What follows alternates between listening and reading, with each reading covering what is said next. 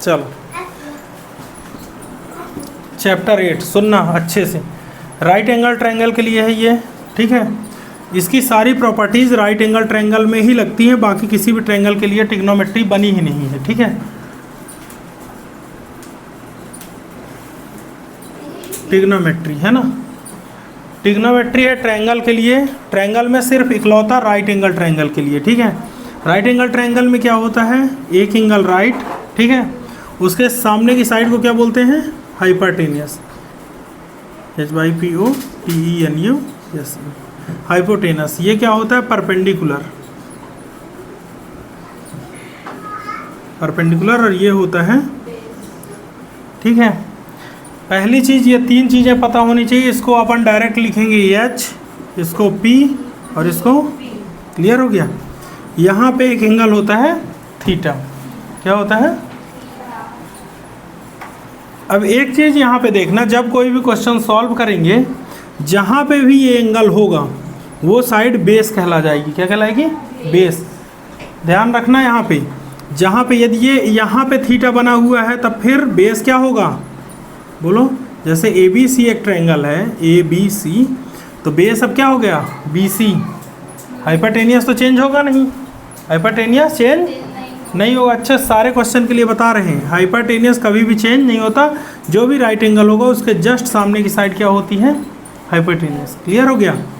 Base का concept simple सा है, जहाँ पे भी एंगल, यदि एंगल C लिखा हुआ है, यदि ये थीटा नहीं भी लिखा हुआ है, यदि एंगल C लिखा हुआ है तो बेस क्या होगा, BC। जैसे ही यदि बेस A लिखा हुआ है तो एंगल क्या हो जाएगा, एंगल A, उसकी जगह में बेस हो जाएगा AB। क्लियर हो गया कि नहीं, इतना समझ में आया। एक चीज़ इसके लिए सबसे ज़्यादा ज़रूरी है, पाइथागोरस थ्योरम। क्या ज़रूरी है, पाइथागोरस थ्योरम, ठीक है। यदि किसी राइट एंगल पे, किसी भी राइट एंगल पे, जैसे ABC है, एक राइट एंगल है, इस पे क्या होता है, पाइथागोरस थ्योरम का स्टेटमेंट है कि हाइपरटेनियस के स्क्वायर जो होता है बेस के स्क्वायर प्लस परपेंडिकुलर के स्क्वायर के बराबर होता है। क्लियर हो गया। हाइपरटेनियस का स्क्वायर यानी कि AC का स्क्वायर इक्वल टू बेस क्या है, AB का स्क्वायर प्लस परपेंडिकुलर BC का स्क्वायर। क्लियर हो गया। ये चीज़ आया समझ पे।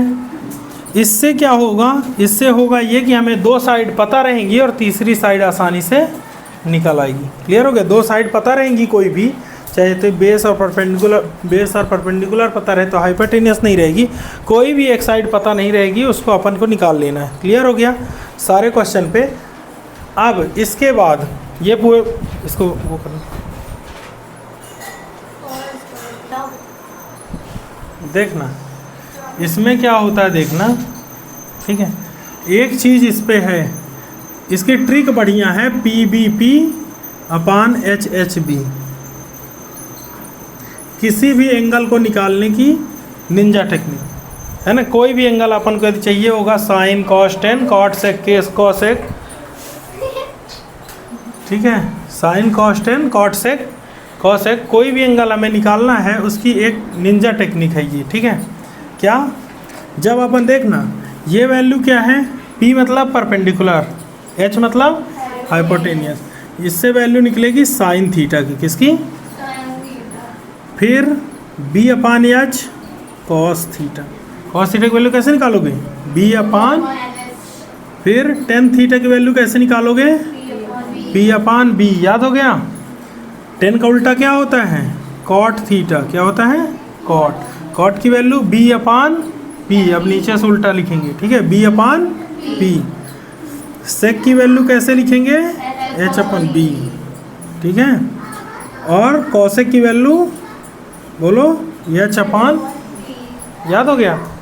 चलो इसमें इसको याद करने की भी ट्रिक है।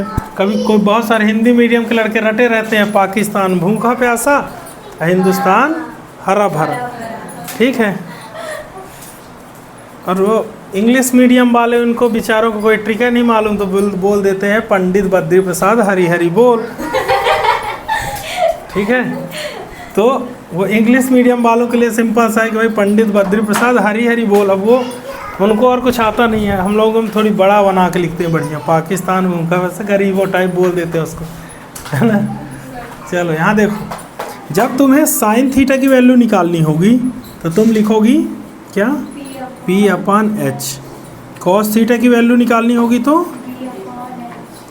टेन थीटा की value P upon B. Cot theta की वैल्यू निकालनी होगी तो सेक थीटा की वैल्यू, सही सही बोलना, मैं तुम लोगों के भरोसे लिख रहा हूँ। नहीं, यहाँ कॉसेक लिख देता हूँ, ठीक है, तो आसानी से बन जाएगा। कॉसेक बोलो, एच अपान पी। उल्टा कर दो इसका, एच अपान पी, इसको बी अपान एच। और कॉट थीटा की वैल्यू, अब बताओ ये बनेगा किससे? नहीं, सबसे सरल है ये। यदि तुम्हें कोई भी ट्रायंगल पे कोई भी वैल्यू, यदि यहाँ पे एच, पी और बी, ये तीनों चीज़ों की वैल्यू पता हो, हाइपोटेनियस, परपेंडिकुलर और बेस, ये बी मतलब ये एंगल बी नहीं है, ये बेस बी है, ठीक है। क्लियर हो गया? मैं इस एंगल का नाम ही बदल दूंगा किसी दिन। कर लोगे ये? इतना बनेगा? चलो लिख लो।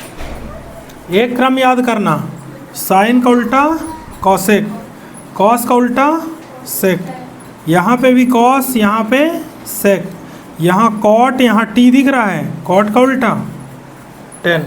बस हो गया, इतना याद रखना, कॉट का उल्टा टेन। उल्टा करोगे उसका मतलब क्या होगा, पी अपान बी और बी अपान पी, उल्टा बस करना, बस हो गया। एक दूसरे में एक वैल्यू पता है, दूसरे को उसका रेसिप्रोकल कर दो। क्लियर हो गया? और कुछ नहीं। अब क्या पढ़ना है, जैसे कोई भी ट्रायंगल है, ठीक है, इसमें कोई भी ट्रायंगल है, उसमें अब क्वेश्चन देखो पहले से, स्टार्टिंग से ही।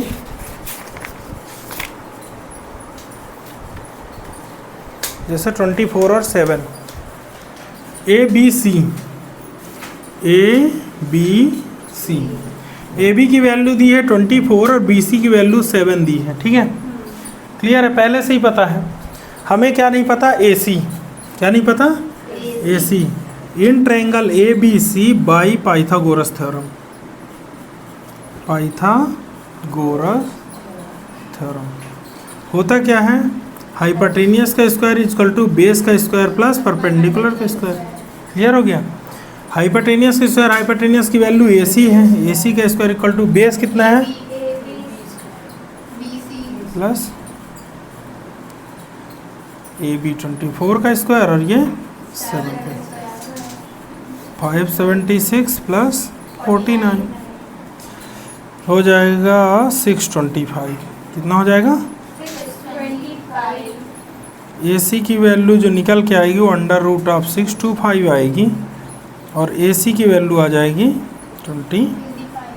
ए सी की वैल्यू कितनी आ गई? क्लियर हो गया? अब हमें जो वैल्यू निकालनी है, ये तो पाइथागोरस थ्योरम से अपन क्या है, क्वेश्चन नंबर फर्स्ट को सॉल्व कर रहे हैं। सबसे पहले पाइथागोरस थ्योरम लगा के ए सी की वैल्यू निकालना है। क्लियर हो गया? पहला काम। उसके बाद इस पे बोला क्या है, हमें वैल्यू निकालना है। किसकी वैल्यू निकालना है? Sign A cos A. देखना, साइन ए और कॉस ए।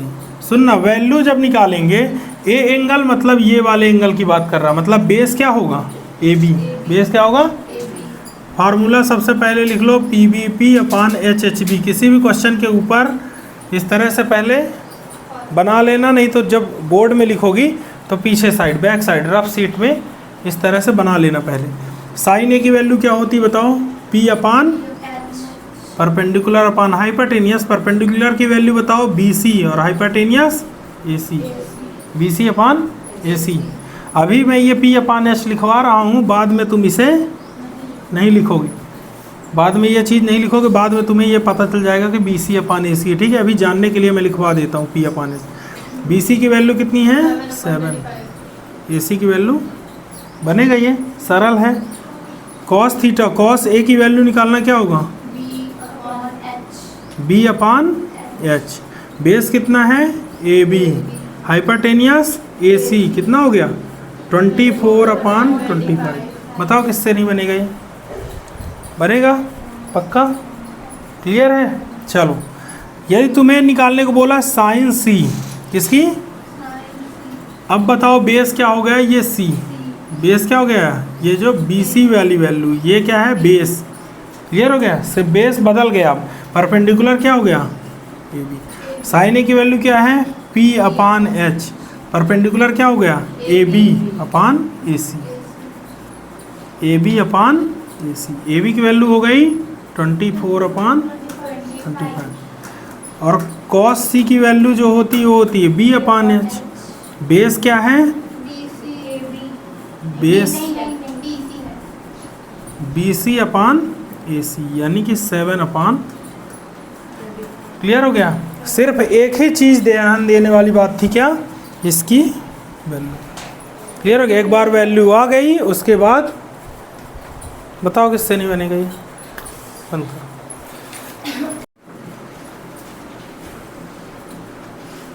एक अगला क्वेश्चन, क्वेश्चन नंबर 2।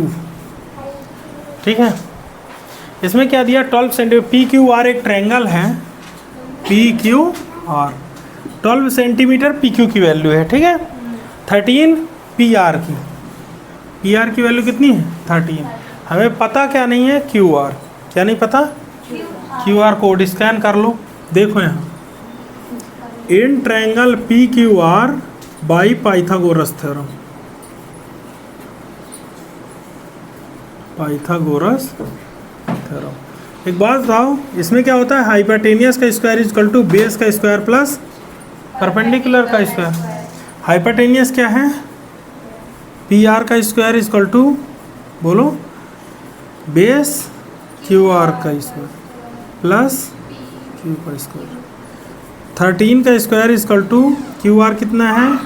नहीं पता, और इसकी वैल्यू 12 का square. 144 169 is equal to Q R का square is equal to 169 minus 125 is equal to Q R का स्क्वायर। क्यू आर की वैल्यू आएगी 5। मैं डायरेक्ट लिख दूँ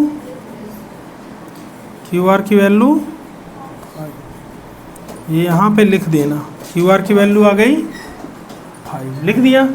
उसके बाद हमें वैल्यू निकालनी थी किसकी? 10p और कॉट आर की, है ना। किसकी वैल्यू निकालनी है? p cot R. चलो बताओ जल्दी इस वैल्यू क्या होगी 10p की? p मतलब बेस क्या होगा? pq। यदि ये एंगल पूछ रहा है 10p मतलब बेस क्या होगा? pq। 10p की वैल्यू क्या होती है? देखो, p bp अपान h b। क्या होता है? p अपान परपेंडिकुलर अपान बेस। परपेंडिकुलर क्या है जरा बताना? Q R.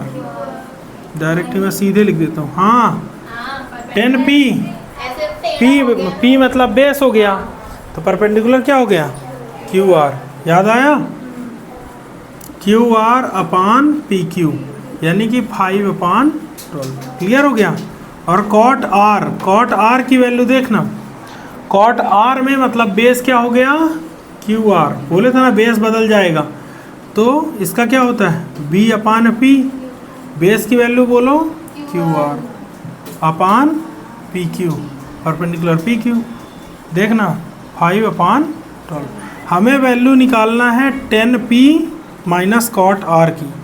10p किसकी? 10p माइनस कॉट आर की।